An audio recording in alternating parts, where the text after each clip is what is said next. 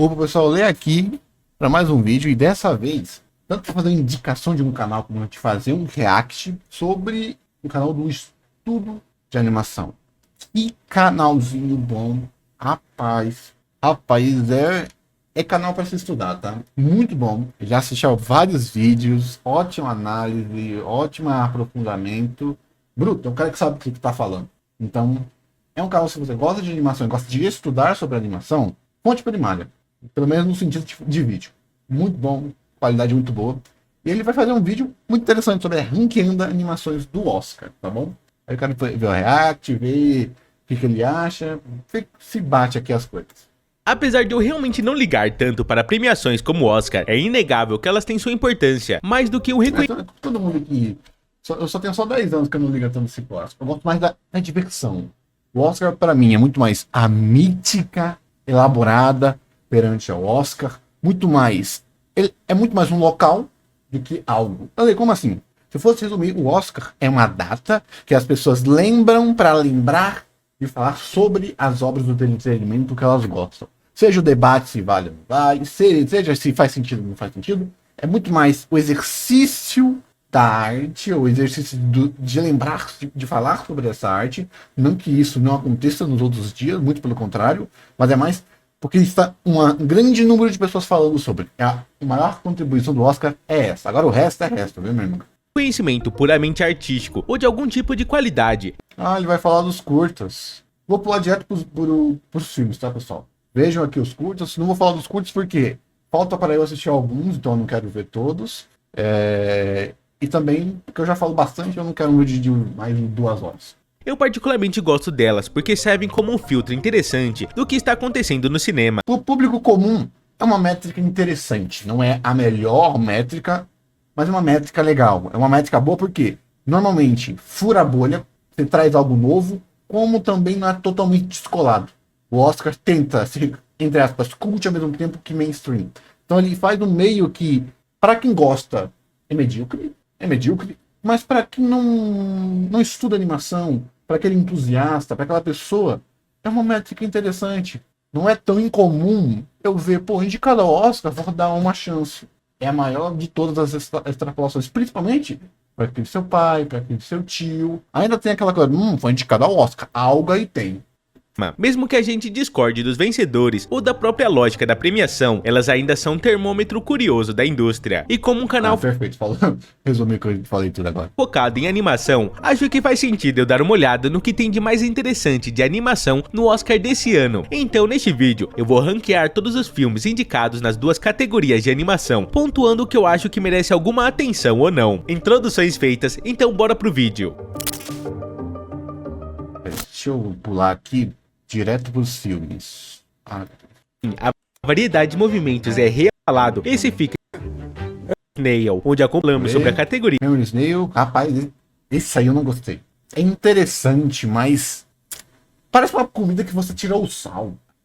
Eu não sou bom o suficiente para dar conexões mais fortes, mas como tudo fazer com comida, é uma comida boa, mas que foi tirado o sal. Essa é a sensação que eu tenho com essa animação aí. Ainda é uma boa comida feita por um bom chefe, só que meio insosso. Sabe quando você vai naquele restaurante caro? Acho que a melhor coisa é uma comida que não mata a sua fome. É uma comida gostosinha, você vai naquele restaurante caro e vem uma comida assim, no meio do prato, bem pequenininho, que é boa, mas que não mata a sua fome. É isso que eu senti assistir esse filme aí. De curtas, vamos para os longas, começando com Memoir of a Snail, onde acompanhamos a vida de Grace, uma garota que nasceu prematura e por isso tem uma deformação na boca e cresceu sendo alvo de bullying na escola, enquanto seu irmão gêmeo Gilbert se diverte brincando com fogo. Literalmente, ela encontrava conforto em seus caracóis de estimação. A sua mãe faleceu no parto dos dois e o seu pai, um ex-artista de rua que teve a carreira destruída por um acidente, se afundou no alcoolismo, mas sempre fez questão de tentar ao menos manter um sorriso para os filhos. A trama segue Grace ao longo dos anos, mostrando suas dificuldades em momentos de felicidade, como ser separada de seu amado irmão gêmeo, até cruzar o caminho de Pink, uma mulher excêntrica que já jogou ping-pong com Fidel Castro e perdeu um dedo em uma dança de bar. O filme, dirigido por Adam Elliott, tem um esmero técnico realmente impressionante, com cenários detalhados. Não é aquele cara lá, daquela menina com a coisa de máquina de escrever, aquele cara lá? Acho que não. E personagens propositalmente estranhos. Tô confundindo, isso é outro filme. Isso. Não é estranho. Elliott já havia dirigido o famoso Married Max em Ah, 2009. é esse mesmo. E dá pra ver um claro E eu falo isso porque eu não assisti esse filme. Esse filme tá na minha lista pra assistir faz um tempinho. Faz um tempinho. aperfeiçoamento na animação Pensei nele exatamente porque tá pra eu assistir ou não assistir. em stop motion Não, e na talvez se eu assistir o do cara, eu não assisti esse anterior aí. construção dos cenários. Mas Eu não gostei tanto do filme. acontece que eu não gosto muito de Married Max e com Memoir of Snail chego à conclusão de que talvez o estilo de Elliott simplesmente não funcione tanto comigo. Apesar de gostar de histórias sobre paras sociais, Pô, isso é tão chato. É muito chato isso, tá, gente? Quando você pega uma obra que você não consegue decupar pelo menos em qualidade. Você consegue, uma coisinha aqui, uma coisinha ali, mas quando você não consegue decupar em qualidade o que você não gosta. Sabe quando eu peguei lá pra falar sobre Minus One?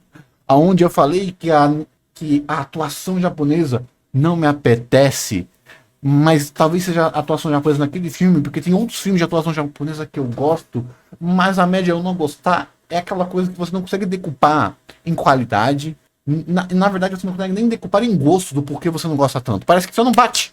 Parece que só não bate, ou tá todo mundo mentindo, falando que é bom. Parece isso. Só que você sabe que é bom. sobre encontrar amor e alegria em um mundo que parece hostil à nossa existência, simplesmente não acho sua forma de contar histórias tão interessante. Vi até mesmo algumas críticas negativas, dizendo que esse filme seria uma experiência muito claustrofóbica e depressiva. Claustrofóbico e depressivo, né?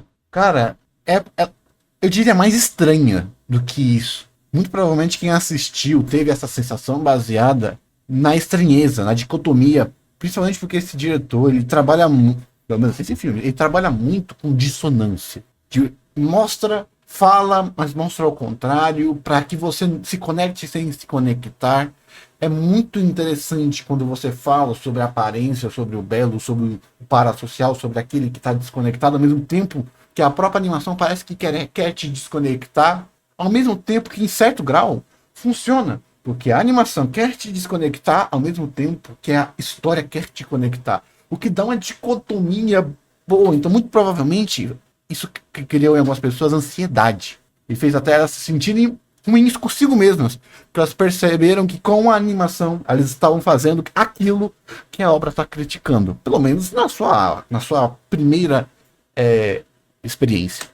E eu discordo completamente. Na verdade, ele tem um humor seco, que atravessa todos o seu desespero e que deixa tudo mais digerível, mas ao mesmo tempo, entendo essas críticas no sentido de que o filme mantém um único tom do começo ao fim, e não é um tom exatamente agradável. Acho que eu teria... Porra, agora que ele falou é verdade, né?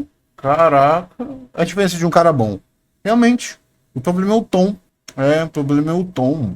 Porque quando você faz um tom que ele é desgostoso, chega a um ponto que você, acho que simbolicamente, quando você tá sentindo dor, pensa, você tá com aquele pelinho encravado, com aquele machucado, que chega a um ponto que essa dor, você para de sentir essa dor.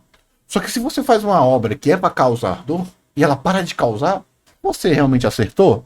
Então, a eficiência do filme parece que ela vai diminuindo, então, nesse sentido, assim, nessa análise. Porque o filme ele é feito para ser estranho. Só que chega a um ponto que essa dissonância é tão forte e é tão desgostosa que você começa a ativamente ou inconscientemente a se desconectar do filme, que torna o filme sem sal. Você não se conecta tanto, você não tem os sentimentos que ele quer te causar tão intenso. Acho que é isso. Claro que, como é coisa de experiência, talvez você tenha tido. Eu não tive, pelo menos. Teria gostado bem mais se o filme não fosse tão esmagadoramente marrom e monocromático, mas pelo menos fica... Talvez, exatamente por causa da dissonância, né? O cérebro funciona muito melhor em contraste, quando você vê algo virar um só, né? Mas claro que Adam Elliott estava fazendo um filme muito próprio e pessoal, colocando tudo de si ali, e considerando o número absurdo de produções sem alma, feita mais por estúdios do que por pessoas, fico feliz que ainda existam obras com identidade, que você olha e sabe que foram feitas por alguém de verdade, e por isso vou colocar ele na penúltima posição. Também temos nesse Oscar Cara, o que Divertidamente 2 tá fazendo no Oscar? Meu amigo. Ele é o apelo popular. Disso eu entendo. Ele é o apelo popular. Mas já tem Robô Selvagem, que desbancou o Oscar. Assim, desbancou o filme popular do Oscar pra chamar engajamento. Então por que ele tá fazendo aqui? Pô, ele não é filme de Oscar, não. Sem a menor dúvida. Divertidamente 2, onde continuamos a acompanhar a história da Riley, agora com 13 anos, enfrentando a chegada da adolescência, e com isso novas emoções surgem, como a ansiedade, que decide assumir o controle, jogando alegria, tristeza, raiva, medo e nojinho para um canto esquecido da mente. Enquanto Riley tenta se destacar no time de hóquei e impressionar as garotas mais velhas, o filme explora como sua mente lida com essas mudanças e os desafios emocionais que vêm com elas. Agora vamos lá, a ideia de revisitar a mente de Riley faz sentido, mas como muitas pessoas já devem ter apontado por aí, o problema é que essa continuação contradiz boa parte da lógica do primeiro. Não, contradiz não. Aí eu discordo, tá? Eu fui... Faz sentido pra caramba. Eu acho que de todos os links frágeis que o filme tem, esse é o menos. Deu pra comprar legal. Eu achei interessante eles meio que tacarem, entre aspas, o foda-se. Tava sempre esteve lá, mas tava escondidinho. Faz um pouquinho de sentido, eu gostei. Foi melhor do que ele Foi sincero. Eu gostei.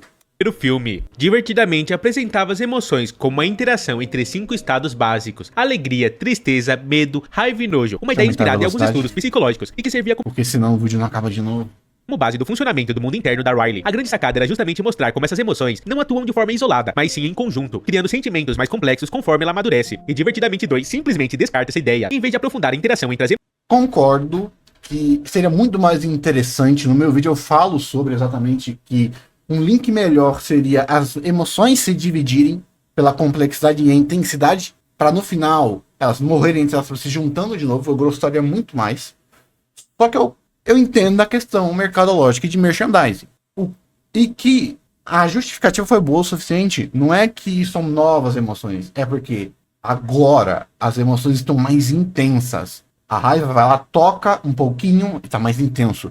E por causa dessa intensidade, pela questão hormonal, as divisões precisam se separar, se dividir, para que elas não fiquem muito brutas.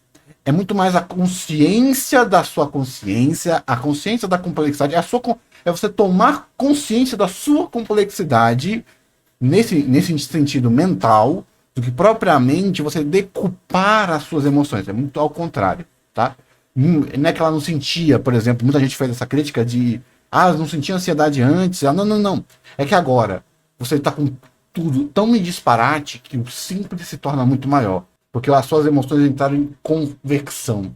E como ela falou que não é a hora ainda lá no negocinho, elas sempre estiveram lá. Só que agora, por causa da evolução, simbolizada por aquele novo painel, eles vão ficar mais ativos. Entendeu? Ponto. Pelo menos foi assim que eu interpretei o filme, então eu não tive essa interpretação nem na minha análise. Emoções originais. Para representar o cérebro adolescente mais complexo, o filme introduz novas emoções como personagens independentes, separadas das anteriores. O maior problema disso é a inclusão da ansiedade como uma emoção à parte, quando na lógica do primeiro filme. A ansiedade, eu acho que ela é a mais fraca porque ela é a mais apelativa. Ela trocou a apelativa por um link involuntário dessa geração cheia de ansiedade. E a pior coisa pra mim desse filme é o ataque da ansiedade. Eu não gosto. O ataque de ansiedade desse filme é muito mais representado como um ataque de raiva do que um próprio ataque de pânico ou um ataque de ansiedade. Quem já teve sabe que não é bem assim. Não é bem assim que as coisas funcionam. Foi meio mistificado. Um filme que eu não gostei. Eu não tive um link assim, tipo, oh meu Deus, me vi representado como nos meus ataques de ansiedade. Muito ao contrário, tá? Muito ao contrário. Quando eu tive um ataque de ansiedade, eu não conseguia falar com mais ninguém, eu tive que sair, eu tive que olhar para o céu. É você. Não é só você, não. Todo mundo que eu já conversei sobre um ataque de ansiedade fala que é exatamente assim. Então, é muito mais um estresse do que um ataque de ansiedade, mas que fala com um ataque de ansiedade e se faz com um ataque de ansiedade para fazer um link involuntário com os adolescentes, que estão super ansiosos por causa da tecnologia, por causa desse novo mundo. Pelo menos é isso que eu sinto. Ela deveria apenas ser uma variação do medo. Seria muito mais interessante mostrar o medo evoluindo ou mudando de papel na adolescência, em vez de tratá-la como algo completamente distinto e novo. Além disso, o filme sugere que essas novas emoções só aparecem na puberdade, o que é um erro absurdo. Ansiedade, vergonha. Eu não concordo com essa interpretação, não, já falei. Vergonha, tédio e inveja são emoções que crianças também sentem, então tratá-la como algo exclusivo da adolescência soa artificial e até meio maldoso. E narrativamente, a trama basicamente recicla a estrutura do primeiro filme. Isso é chato. Porque não é porque vários filmes fazem isso, não. É porque essa estrutura no primeiro filme é a parte mais fraca do filme. A parte que, quando você vai nas mega análises, nos ensaios desse filme, do primeiro, é a parte que as pessoas menos tecem elogios. Aí você repete a parte menos elogiada do seu primeiro filme. O que você quer que aconteça? Fica mais frágil exponencialmente. Exatamente por causa que você está repetindo aquilo que menos tem carisma no seu filme. E aquilo que mais chamou a atenção foi sucateado por algo mais comercial. Se fosse ao contrário, seria muito mais intenso o sentimento causado nesse filme.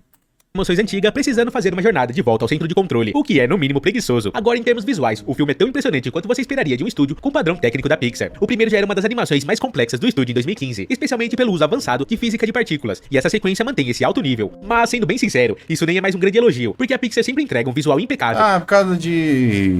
Por causa de Gatos Botas, Aranha Verso, a gente parou de se impressionar com ultra realismo, porque é só você pegar o filme, o melhor filme, com a melhor animação de todas, pelo menos no estilo realista, pra mim é Elementos. E Elementos não é tão incrível, não. O work building de Elementos é melhor do que a animação de Elementos, mesmo sendo bem impressionante.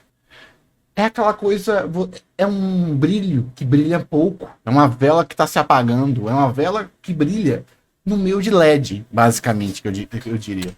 A ponto dessa qualidade se tornar previsível. E aí que entra a falta de ousadia estética do estúdio. Outras empresas de animação dos Estados Unidos vêm experimentando estilos diferentes, enquanto a Pixar continua presa ao seu realismo estilizado, sem inovar na sua identidade visual. Apesar de ainda fazer esse estilo melhor do que qualquer outro estúdio, é uma pena que a criatividade e a expressividade emocional não acompanhem a qualidade técnica. Se tem algo em particular que eu gostei visualmente, foi a crise de ansiedade da Riley no clímax. A animação e a composição dessa... Eu falo que eu não gosto dessa cena mais pelo meu sentimento com ela, né? E eu já falei aqui, mas visualmente é bem legal. Eu já falei lá no meu vídeo que se não fosse um ataque de ansiedade, a palavra ansiedade, o que representa a ansiedade que está lá naquele furacãozinho, eu teria aceitado muito mais. Um ataque de raiva, uma prova de descarga emocional, ou naquela fase onde você está na adolescência, você está tendo muita emoção. Eu já falei como que eu gostaria que fosse essa cena. A ansiedade foi uma protagonista muito disruptiva, muito ladrão, sabe? Podia ser só ela, os outros são só referência, que não é tão legal. Eu não gosto dessa cena. Essa cena aqui, reforçadas por efeitos de pós-processamento, realmente aproveitaram a tecnologia avançada do estúdio para criar um momento de intimidade que parece humanamente verdadeiro e emocionalmente marcante.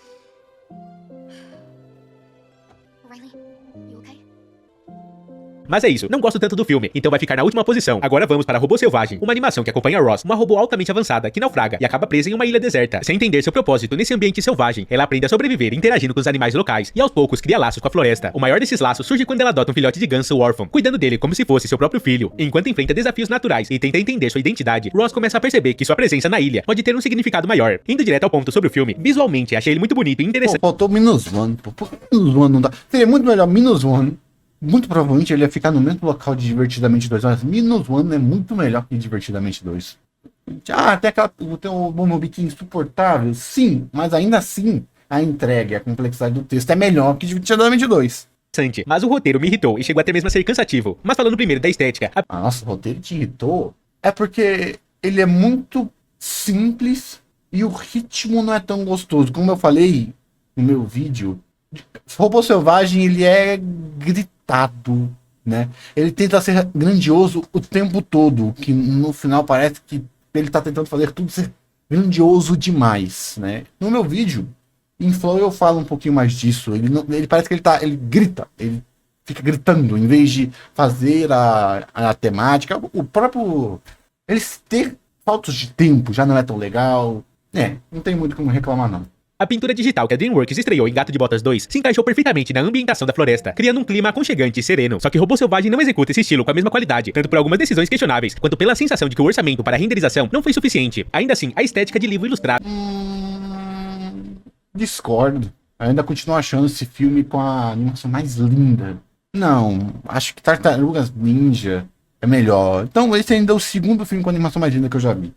Dá um charme e um certo conforto visual. O maior problema, no entanto, está no tom e na forma como o roteiro conduz a história. O filme exagera naquele humor sarcástico e humor negro, o que prejudica bastante o impacto emocional que ele tanto tenta...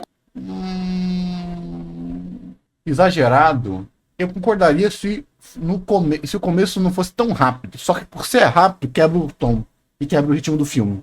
Mas se não fosse rápido, as piadas pegariam mal.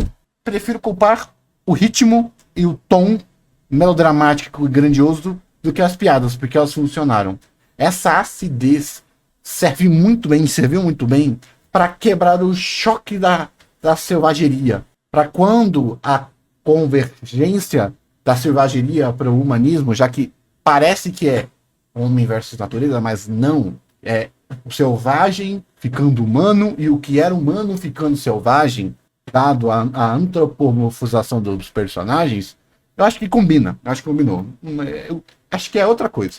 Construir. O maior exemplo disso é a raposa, que parece deslocada do resto do filme, tanto visualmente quanto narrativamente. Concordo, mas discordo que isso é ruim. Na verdade, isso é muito bom. Quebra o tom que faz esses dois personagens realmente funcionarem.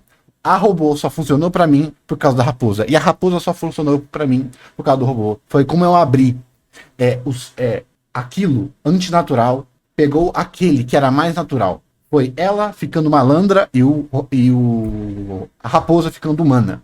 Principalmente porque a lírica não é natureza versus humano. Nunca foi, na verdade. Tanto que no final, o que salva tudo é a humanização dos animais. Não aquela clássica do Sem Florestas, por exemplo, como fiz a piada. E a química desses dois é o que conecta isso bem. Se não fosse a química desses dois, dessa conexão, dessa humanização e robotização, que é chamada de racionalidade, não teria funcionado tão bem. Pelo menos pra mim, né? Como eu interpretei o filme. Ativamente, com falas sarcásticas que sabotam os momentos de contemplação da natureza. Além disso, a transformação da... Discordo. Ai, caralho. Desculpa. O meu problema com a falta de contemplação da natureza é o ritmo acelerado e falta de conexão entre as cenas. Os ritmos, as fases da vida são muito rápidas e tudo sendo tentado ser grandioso, sem deixar aquele tom de contemplação. Para mim, não faltou não o que está falha, mas falta algo. Eu falei, falta 20 minutos desse filme. Falta o filme diminuir. Falta o filme tentar ser grandioso. Isso que faltou. O filme, a maior força desse filme era a pessoalidade, era a família. Mas ele tentou engrandecer. Para mim, esse é o problema. Não o tom e a humanização que se teve para fazer o link voluntário com você e o telespectador. Da Ross de uma máquina sem emoções para uma figura materna amorosa simplesmente acontece fora de tela. E considerando que essa mudança é o coração do filme, faz zero sentido deixarem isso off-screen. A única possível justificativa é que eles assumiram que o público já esperava essa evolução da personagem. Afinal, é assim que essas histórias de robô costumam funcionar, o que, convenhamos, é a pior desculpa possível, e parece mais uma crítica ao filme em si. E para piorar tudo, o terceiro ato estraga o restante do filme. Mais uma vez temos uma animação americana, que força uma grande reviravolta para entregar um clímax de ação, mesmo quando isso não... É aquilo que eu falei que parece uma série, não um filme.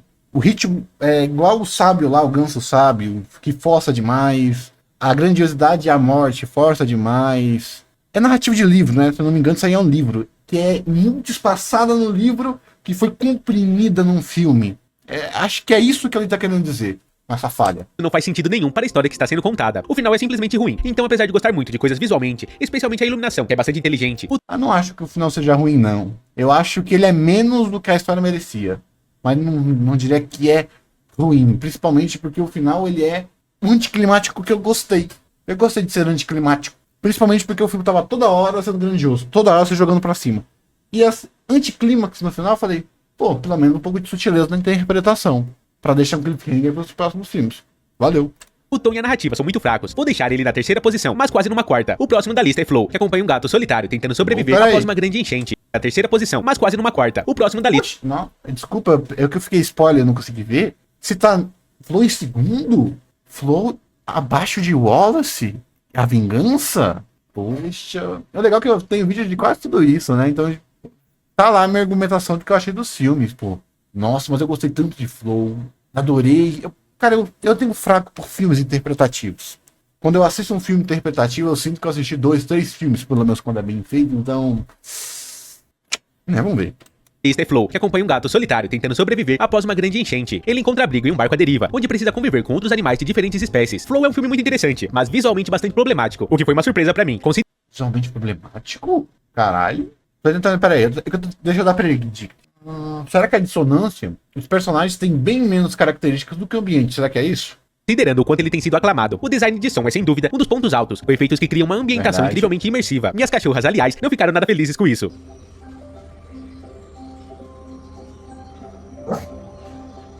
Mas tecnicamente, achei que sua animação tinha sérias falhas, especialmente na texturização dos animais. O efeito visual pretendido parecia buscar um... Dos animais? Pô, mas eu gostei, pior que eu gostei, pô. Vamos ver a argumentação. Estilo de pintura a óleo digital, mas o resultado não funcionou bem. Tem uma fragmentação visual na interação Eu não interpretei dessa forma. Sei que eu errei? da luz com os modelos, em alguns momentos até mesmo pixelização. O efeito final faz com que, em especial, os cachorros pareçam saídos de um jogo de GameCube, enquanto outros animais têm uma estética mais próxima de gráficos do Wii. Se a ideia era estilizar, a escolha do estilo foi a pior possível para a tecnologia disponível. Um simples cel shading provavelmente teria gerado um resultado mais satisfatório, e isso é uma pena. Putz, eu não interpretei dessa forma também. Principalmente, na verdade, eu gostei dos cachorros, porque a forma que a textura e as cores neles funcionavam, dado a forma da pelagem ser um pouco diferente, de ter aquele volume, me lembrou o estilo artístico de Lethal Company. Acho que é o melhor exemplo que eu poderia dar. Me remeteu a isso. E como eu sou muito acostumado com esse estilo, esse traço mais rústico de Lethal Company, que tenta ser mais sujo por si, e dado até mesmo como eu interpretei o personagem, tá lá no meu vídeo, na verdade eu achei muito legal. Eu gostei desse estilo. Eu gostei pra caramba. Não achei que foi dissonante, eu não achei que por exemplo, mas tem uma leve diferenciação dos cachorros e dos outros personagens. Principalmente, e na minha interpretação, como eu interpretei o filme, foi exatamente porque eles são os antagonistas. Os cachorros são os antagonistas. São o mal. É aquilo que parece que está desconectado do mundo. Assim como aquela baleia que não é desse mundo, e tem aqueles Arney que não é desse mundo. Eu interpretei isso. Pode ser só um erro que você está aí interpretando? Caramba. Mas foi assim que eu interpretei, tu não conseguiu me desconectar do filme. Porque o filme acerta em praticamente Aí, gente, pelo amor de Deus, tá? Ele tá errado, eu que tô certo. É como eu interpretei o filme, pô. É como eu interpretei o filme, foi assim que eu vi essa texturização, né? E eu já falei, mesma coisa lá no meu vídeo de The Flash. Pode ser conceito, mas se o conceito lhe causou dor o problema não é do conceito, não seu. todos os outros aspectos. A animação dos personagens é excelente, capturando de forma realista o comportamento dos animais, o que torna ainda mais impactante os momentos em que eles começam a demonstrar traços levemente antropomórficos. Na minha análise, eu acho que a transição, os traços antropomórficos, principalmente relacionados à inteligência, eu não gostei. Eu já vi animações, séries que fizeram isso melhor. Eu acho que o salto de inteligência, principalmente com os aspectos humanos, foi rápido demais. Eu já falei, não gostei da quebra de tom do sonho. Não gostei, para mim, trai a premissa do filme aquele sonho lá. A história nos conduz por um cenário pós-apocalíptico, com um leve toque fantástico, sem diálogos, com a história sendo contada pela experiência do gato protagonista e pelo que vemos na tela. Essa abordagem torna o filme extremamente imersivo e atmosférico nos momentos certos, mas apesar disso tudo... eu falei isso também lá no meu vídeo, é pra caramba. Não chegou a me despertar grandes emoções. A experiência é boa e envolvente, mas também distante. Provavelmente os problemas visuais, principalmente na aplicação... Eu falei ao contrário. O filme ele é imersivo, porque o filme tenta fazer você ser mais um lá dentro. Você está lá no filme. Acho que a eficiência desse filme está exatamente se você vê como alguém de fora ou como alguém de dentro. Sabe aquele efeito de quando você é criança, tá lá assistindo Nemo, aí você fica, oh meu Deus. Ou quando você tá naquela cena que você prende a respiração junto com o personagem, que ele tá lá afogando, que tá na água, você prende a respiração. Vem exatamente disso. E como a direção, principalmente a câmera, eu adoro a câmera e a fotografia desse filme, por como ela usa para ser uma câmera móvel, para fazer parecer que não é uma câmera, mas sim uma visão. Eu gosto muito disso, então isso funcionou muito comigo. A aplicação das texturas tem um papel nisso. Ainda assim, é um bom filme e acho que vale a pena ser assistido. Vou colocar ele na segunda posição. Mas agora, nossa, mas sinceramente quero muito ver ele falar do Wallace a Vingança. Quero muito. Já tá lá no meu vídeo. E antes que você... esse foi o único filme nessa lista aqui que eu assisti 3 vezes, tá? Porque eu amo o estúdio. Stop Motion é a minha animação favorita. E eu, literal, desgostar do final daquele filme me causa muita dor. Então, é simples. Quando eu não gosto e eu quero gostar, eu tendo a colocar mais a culpa em mim. Eu que fui burro, não culpa do filme. Até porque eu não sou formado nem nada. Então, eu tô assistindo alguma coisa errada. O culpado tá em mim. Até eu falar, acho que não tá tão culpado. Eu não sou tão culpado assim. Vamos ver lá.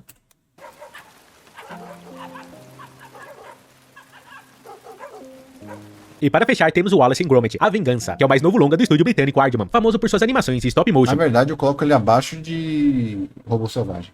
como A Fuga das Galinhas e Chao Carneiro, dirigido por Merlin Corsian e Nick Park, o criador original da dupla. O filme traz o Wallace, um inventor atrapalhado, e Gromit, seu cão incrivelmente inteligente, enfrentando uma nova ameaça. E tudo começa quando Wallace constrói um gnomo de jardim inteligente para ajudá-los nas tarefas diárias, mas a invenção logo começa a agir por conta própria. Gromit percebe que há algo errado e descobre que o velho inimigo está manipulando tudo nos bastidores. Agora ele precisa impedir que o Wallace seja dominado pela própria criação. Wallace and Gromit: A Vingança é sim um ótimo filme, mas não chega a ser excepcional. Ele funciona bem como uma aventura divertida e aconchegante. Na verdade, nenhum desses filmes são nota 10. Nenhum.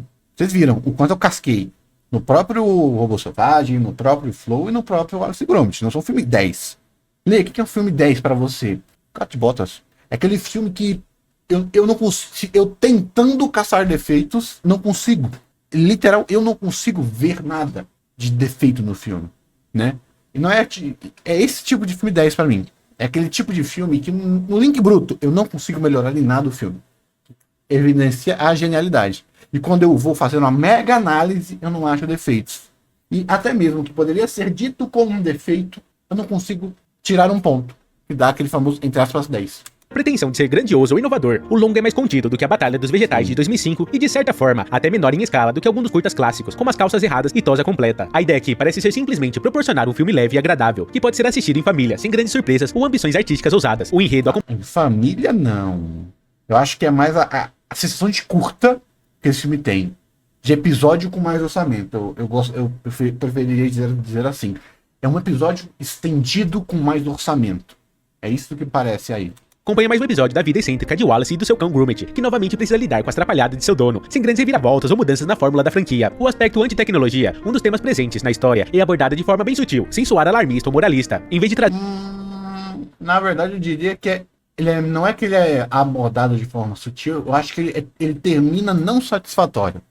Isso é muito importante no começo, é a crítica central, é o desenvolvimento central, só que ele abre majestosamente e fecha isso não satisfatoriamente.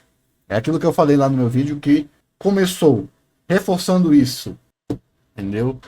Principalmente, se a gente for no próprio reforço que o filme faz, tem 5, 6, 7, 9 temas. Isso é reforçado várias vezes no filme, para você ter duas conexões no meio do filme em uma finalização. E eu falei lá no meu filme, se isso fosse um curta, um episódio, não precisava fechar. Mas é um filme, precisaria fechar. Pelo menos tão bom ou próximo da qualidade que abriu. Eu falei lá no meu final. Essa sensação, é o mesmo erro de Robô Selvagem, a sensação de ter que ter um final grande, de ser aquele catarse, de ser aquele clássico, como é um filme, precisa, porque senão o filme não valeu a pena. É isso que eu não gosto. Trazer uma crítica feroz ao avanço da inteligência artificial ou da automação, o filme lida... Não. Aí já, acho que o link aí foi demais. Ele é muito mais algo sobre a facilidade que essa tecnologia causa do que propriamente a tecnologia. O link é mais nesse daí que eu pegaria. Com isso de um jeito quase afetuoso, como aquele comentário despretensioso de um avô sobre como as coisas eram mais simples antigamente. Isso combina perfeitamente. Discordo. Nossa. Principalmente porque isso é muito reforçado no filme. É a base do começo, é a base do roteiro, é a base do desenvolvimento, é a base do que finaliza. É a base do discurso final, sabe? É muito importante para esse filme. Com a ambientação de cidade pequena e reforça o tom acolhedor da produção. O maior problema do filme acaba estando no seu visual. Tem algo de estranho na aparência limpa demais da animação. A textura tradicional, que sempre deu aquele charme tátil às produções do estúdio Aardman, parece ter sido... Pô, verdade. Não, caraca, que diabo de visão boa desse cara, pô. Ele falando agora, é mais limpo mesmo.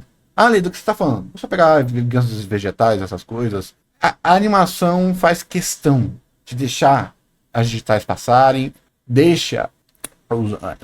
tira o aspecto plástico, isso é verdade. Só que dado que é uma animação para streamer, eu não consigo me importar, sabe? Dá aquela sensação de querer exigir acabamento bilionário para filme milionário. Eu não consigo verdade, mas não me incomoda. Não consigo me incomodar. Suavizada. Não tenho certeza do motivo para isso, mas parece ter sido o uso de câmeras digitais. De qualquer forma, A Vingança é um filme divertido e reconfortante, sem grandes ambições, mas também sem grandes falhas. Ele entrega uma história prazerosa de acompanhar, fiel ao espírito da franquia, ainda que com um visual um pouco mais modernizado do que o ideal. Entre os indicados ao Oscar, acho que vai acabar sendo meu favorito, justamente por ser o que menos erra.